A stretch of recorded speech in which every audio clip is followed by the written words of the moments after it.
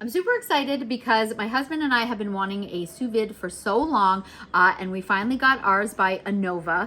I have never held a sous vide. I have never used one. So yeah, let's just open it up and check it out. The thing that really intrigues me about the sous vide is the fact that you don't need a stove or an oven. All you have to do is you vacuum seal your meat and you put it in a pot of water and you attach this. You plug it in and you attach it. The neat thing is you don't need a special pot. You can use any pot, any bucket.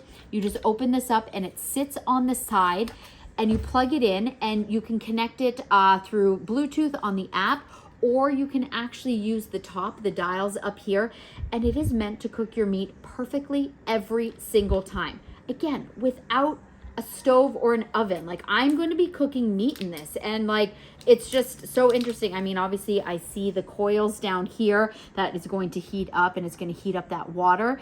And yeah, it looks really great. I like the size of it. It's not too big, so this will be great. It'll just fit in a drawer.